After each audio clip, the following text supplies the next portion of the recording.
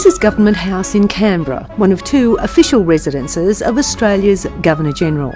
In Sydney, the Governor-General lives at Admiralty House, but most official duties take place at Government House in Canberra. The house began life in 1891 as the farmhouse for a big property of 16,000 hectares, grazing 40,000 sheep. It's the Governor-General's home and office, but both Admiralty House and Government House have been heritage listed, which means they really belong to all Australians. Every year, around 23,000 people visit Government House and its gardens, and they often ask, what does the Governor-General do?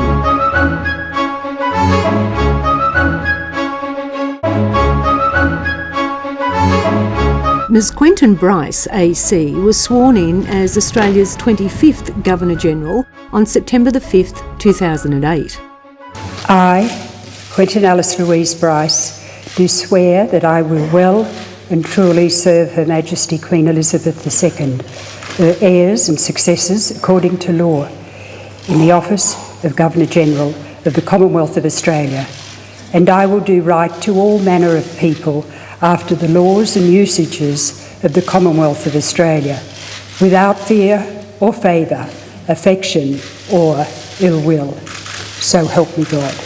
The Constitution states that a Governor-General appointed by the Queen shall be Her Majesty's representative in the Commonwealth, and shall have and may exercise in the Commonwealth during the Queen's pleasure, but subject to this Constitution, such powers and functions of the Queen as Her Majesty may be pleased to assign. Australians, you have entrusted a great deal to me. I will honour your trust wholeheartedly. The Governor-General acts on the advice of ministers who are responsible to Parliament.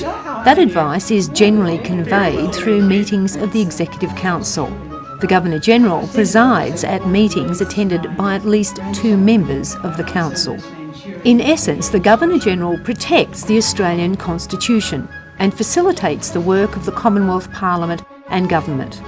The Governor-General dissolves Parliament and issues writs for new elections, commissions the Prime Minister to form government and appoints other ministers, assents to laws after they have been passed by the Senate and the House of Representatives. The Governor-General also has what is known as the reserve powers.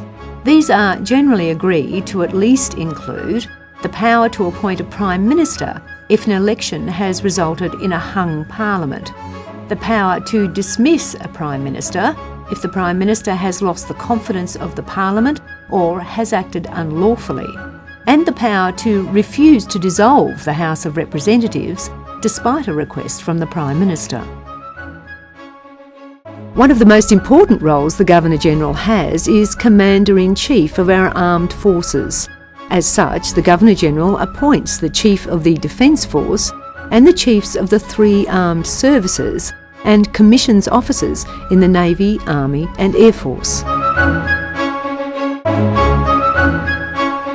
In January 2009, the Governor-General, as Commander-in-Chief, awarded the nation's highest military honour, the Victoria Cross for Australia, to Trooper Mark Donaldson for acts of bravery in Afghanistan.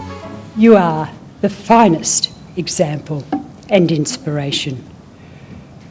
Trooper Donaldson, VC, I salute you.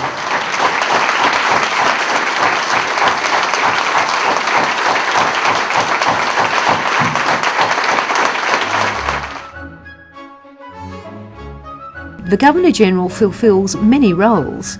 The Governor-General receives and entertains visiting heads of state and receives the credentials of new ambassadors and high commissioners who are appointed to represent their countries in Australia.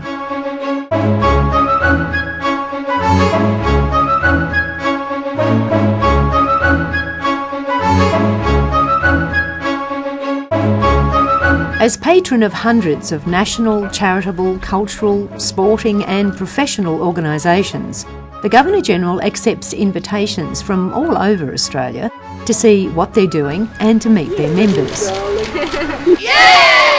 The Governor-General also receives invitations from governments overseas to visit for important ceremonial and community events. The Governor-General is the face of Australia around the world. The Governor-General is the Chancellor of the Order of Australia, our own unique system of honours and awards. Investiture ceremonies are held once or twice a year, when Australians from all over the country receive their awards for notable service to their communities and for acts of bravery. It's a very special day for the Governor-General and for the award recipients. This year was no different.